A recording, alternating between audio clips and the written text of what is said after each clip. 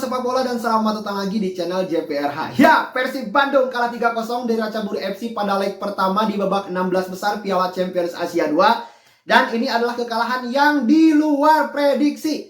Bahkan kan saya kemarin tuh di konten prediksi saya terkait laga Persib melawan Racaburi FC, saya mengatakan bahwa Persib di atas kertas harusnya bisa menang. Gitu ya. Namun ternyata fakta di atas lapangan itu jauh sekali dari keinginan kita semua. Yang kita bayangkan kan Persib Bandung akan tampil beringas, akan tampil agresif gitu ya, mampu menjaga pertahanan dengan baik, mampu menjalankan skema counter attack dengan sempurna, mencetak gol, bahkan mencetak lebih dari 1 gol, lebih dari 2 gol. Ternyata justru malah yang berpenampilan seperti itu adalah Racaburi FC. Nah gitu ya teman-teman. Jadi sepak bola itu adalah permainan yang mengandalkan kolektivitas ya. Meskipun Persib kan secara materi pemain sebenarnya itu ada di atas Racaburi FC gitu. Namun itulah gitu ya, tidak bisa kita menggantungkan kepada 1, 2, 3 pemain. Tetap 11 pemain yang menjadi kesatuan tim itu harus benar-benar kompak, harus bekerja sama, harus terbentuk tuh chemistry-nya, dan tentunya bisa menjalankan skema pelatih dengan baik dan bisa menjaga atau membaca permainan lawan dengan begitu sempurna. Yang kita lihat pada pertandingan kemarin itu nyaris gak biasanya gitu ya Persib Bandung bermain kacau seperti ini. Oke. Dan saya sudah merangkum teman-teman, ada beberapa faktor yang memang ya ini hasil analisa saya, bisa benar dan juga bisa salah, dan teman-teman juga bisa membantahnya. Yang menjadi faktor ya Persib Bandung tidak berpenampilan bagus dan harus kalah di leg pertama oleh Racaburi FC. Oke. Yang pertama yaitu saya melihat teman-teman, dari awal babak pertama para pemain Persib Bandung ini kelihatan gugup. Serius, memang serius gitu ya. Namun seriusnya itu adalah mode tertekan gitu ya, atau mode gugup. Mode gugup gimana gitu ya, seolah-olah kan serius tapi gugup. Nah gimana tuh coba kira-kira teman-teman. Ini terbukti teman-teman. Bahkan di 5 menit pertama tuh Persib Bandung harus kebobolan. Yang saya rasa gol itu adalah gak seharusnya Persib itu kebobolan dari cara seperti itu. Kemana pemain-pemain yang mengawal pemain Racaburi FC yang berada di kotak penalti gitu ya. Itu nyaris Persib Bandung itu gak terlalu memperhatikan gitu pergerakan tanpa bola pemain Racaburi FC yang memang sudah siap menyambut umpan. Nah selanjutnya memang tuh sempat bangkit mental Persib Bandung, skema permainan Persib Bandung setelah kebobolan 1 gol itu. Nah baru tuh Persib Bandung kan banyak peluang. Luciano terkena tiang.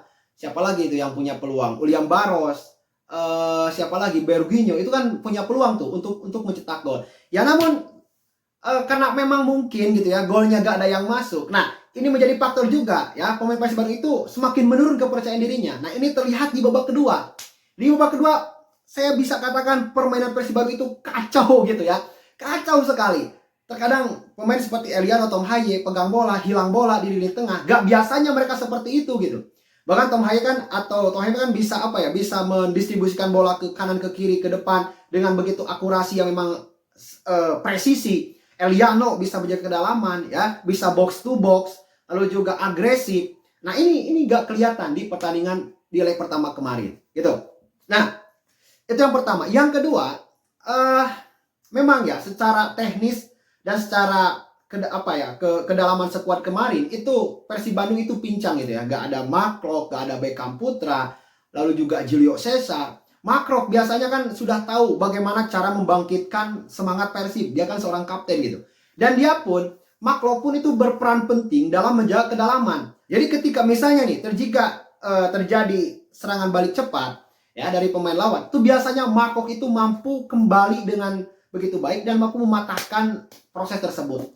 Nah karena kemarin gak ada Makrok yang memang perannya digantikan oleh Eliano. Nah Eliano agak sedikit canggung menurut saya, dan sedikit kurang percaya diri gitu ya ditempatkan di posisi tersebut ya kan, banyak hilang bola, lalu juga gak mampu menghentikan serangan balik yang memang sangat cepat dari pemain Racaburi FC gitu ya. Lalu juga kehilangan Beckham Putra. Nah Beckham Putra ini adalah pemain yang bisa memecah konsentrasi lawan. Bahkan Beckham Putra pun kan bisa bertahan juga, dan kualitas pertahanan Beckham Putra ini lumayan oke juga gitu ya untuk sekelas pemain sayap gitu. Nah namun di laga kemarin yang memang diperankan di posisi tersebut oleh Berginho dan Dewangga kan di posisi kiri permainan Persib kan, itu kan nyaris menjadi bulan-bulanan atau target sasaran serangan dari Racaburi FC.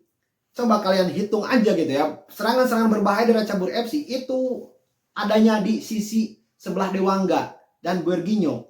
Ya kan? Bahkan dibantu juga William Barros, sempat bergantian posisi juga. Namun tetap gitu ya. Tetap mereka ini selalu kesulitan. Ya, gol kedua, gol ketiga itu akhirnya saya rasa aduh gitu ya. Ini benar-benar lah Persib ini di pertandingan ini benar-benar jelek sekali mainnya gitu. Lalu juga gak ada Julio Cesar nih. Nah, Julio Cesar, kalau ada Julio Cesar, Persib Bandung kan biasanya itu di posisi center back menampilkan Julio Cesar dan Patrick Cardi. Sedangkan Federico Barba itu biasanya mengisi back kiri. Back kanannya bisa Putros, bisa bisa Kakang Kakang, dan sebagainya. Bisa lah ya kalau untuk back kanan gitu. Nah, kalau ada Julio Cesar itu biasanya skemanya seperti itu. Nah, karena nggak ada Julio Cesar, nah maka Federico Barba ditarik ke tengah bersama Patricio Matricardi. Lalu juga di kiri, karena memang Kurzawa belum siap main dari awal, maka Dewangga mau tidak mau harus diturunkan sejak awal. Karena memang Persib gak ada pemain lagi gitu ya untuk mengisi posisi tersebut. Biasanya juga kan oleh Eliano. Namun kebetulan juga Markoknya gak ada, maka Eliano ditarik ke tengah. Nah, karena kira-kira gitu lah. Jadi rotasi-rotasi seperti ini yang saya rasa membuat pemain Persib Bandung ini agak sedikit kurang percaya diri gitu. Gitu kan? Karena ya kita pun sebagai penonton ya maklum-maklum aja gitu ya. Karena kalau misalnya Boya Hodak melakukan seperti itu kan biasa terjadi. Namun di laga ini ada levelnya Asia gitu. Jadi wah, ini benar-benar lah ya. Saya rasa pemain Ratchaburi FC mendapatkan momen yang sangat tepat gitu ya, sehingga mereka berhasil menciptakan 3 gol ke gawang Persib Bandung. Lalu yang ketiga teman-teman, saya melihat ada beberapa pemain Persib yang memang gak terlalu perform secara penampilan ya. Yaitu diantaranya adalah Dewangga, udah jelas ya, selama kurang lebih 80 menit ia menjadi target yang selalu dibuat kalang kabut ya. Kalau saya jadi Dewangga, wah itu pusing sekali, stres pasti tuh ya, karena duel kalah, mudah dilewati ya. Itu kalau pemain gak kuat mental, wah itu udah itu pasti kecewa ya, marah, sedih dan sebagainya. Namun saya percayalah ya pada Dewangga, semoga saja ini menjadi pembelajaran untuk dia gitu, karena ini kan level Asia ya, secara penampilan pun ya harus naik level juga gitu ya, secara individunya gitu. Dan juga saya melihat Eliano pun kurang perform ya mungkin karena ini Eliano perannya kan sangat vital gitu ya, harus bisa box to box, harus bisa menjaga kedalaman ya. Namun karena memang nggak terbiasa gitu ya, justru posisinya ini tatkala harusnya ada Eliano, ini malah nggak ada Eliano. Contoh gol ke-3 tuh ya kan, ataupun gol ke pertama pun itu harusnya ada Eliano di sana gitu, untuk mencegah atau untuk menghalangi gitu ya pemain Ratchaburi FC dalam mencetak gol, atau untuk setidaknya mengganggu gitu. Itu gak ada Eliano terlambat untuk turun. Selanjutnya Tom Haye. Nah, Tom Haye di laga ini saya melihat itu banyak kehilangan bola. Coba ya, kalian coba tuliskan di kolom komentar gitu, benar gak apa yang saya katakan? Lalu juga biasanya kan Tom Haye kan melewati 1, 2, 3 pemain ya. Selanjutnya dia memberikan umpan ke kanan ke kiri, ataupun melakukan tendangan langsung ke gawang. Biasanya kan seperti itu. Namun di laga ini nyaris gak kelihatan ya. Bahkan Tom Haye ini yang saya lihat ya ini agak berat gitu ya untuk main ya, mudah lelah, stamina-nya itu sampai menit ke 70 udah drop gitu ya, sehingga ia di menit ke 80 harus digantikan. Nah, jadi ini seperti bukan Tom Haye yang memang sering kita lihat gitu. Dan juga William Barros. Nah, William Barros pun meskipun dia punya 2 peluang gitu ya. Yang pertama tendangan keras yang bisa di save oleh penjaga gawang dari Ratchaburi FC. Yang kedua adalah sundulan. Namun tetap ya saya melihat bahwa William Barros ini gak perform. Biasanya peluang-peluang seperti itu di kaki Barros atau di sundulan Barros itu bisa masuk. Nah, di laga ini pun gak masuk sama sekali gitu ya. Dan juga Andrew Jung. Wah, kalau Andrew Jung ini benar-benar dimatikan secara sistem permainan. Ya kan, bahkan dia pun ketika digantikan kan itu ada ekspresi kekesalan gitu ya. Sempat menendang botol air minum, bahkan ia pun mengklarifikasi hal tersebut bahwa dia bukan kesal diganti, namun kesal dengan performanya. Nah, kalau ada pemain yang menyatakan hal tersebut, ya berarti selama dia bermain itu jelas ya berada dalam posisi tertekan oleh lawan. Berginho saya rasa dia oke. Namun di momen kali ini, tatkala keputusan yang memang harus bisa diambil, misalnya ya membagi bola atau memberikan cutback ke belakang. Nah, ini Berginho justru malah terlalu cenderung salah mengambil keputusan ya. Secara pergerakan ya memang dia oke ya, dia licin, dia tidak mudah direbut. Namun ya tatkala penyakit Berginho itu adalah keputusan dia itu yang memang nggak terlalu tepat gitu ya. harusnya diumpan, harusnya di shooting dan sebagainya, ini justru malah terlalu miss gitu. Dan juga siapa lagi?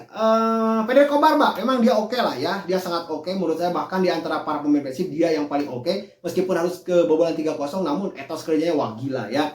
Dan harus diakui juga teman-teman bahwa penampilan dari Ratchaburi FC itu bisa kita katakan dia layak menang karena mampu tampil baik dan tampil rapi dibandingkan dengan Persib Bandung. Apalagi permainan posisi yang diterapkan oleh para pemain Ratchaburi FC, wah itu ngeri sekali gitu ya.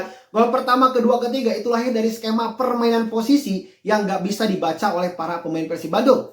Selain itu juga mereka pun mampu menerapkan transisi positif dan negatif yang sangat begitu seimbang ya. Bagaimana mereka ketika menyerang dan langsung bertahan itu cepat sehingga tidak memberikan kesempatan dan waktu untuk para pemain Persib Bandung dalam mengatur serangan atau counter attack yang biasanya Persib Bandung tampilkan. Itu mati semuanya gitu ya oleh transisi cepat dari pemain Ratchaburi FC. Oke, untuk selanjutnya nanti di tanggal 18 ya, tepatnya hari Rabu gitu ya, Persib Bandung akan menjalani leg kedua.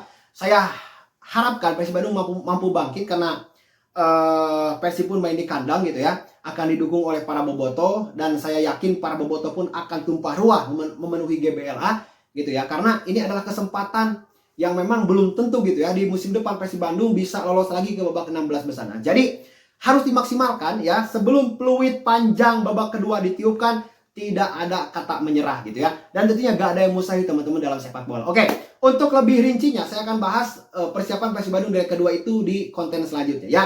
Gitu teman-teman, jangan lupa like, dan jika Anda menyukai video ini tekan tombol subscribe-nya jika Anda belum, dan tuliskan juga pendapat kalian di kolom komentar. Kita akan berjumpa lagi di konten selanjutnya. Salam sepak bola.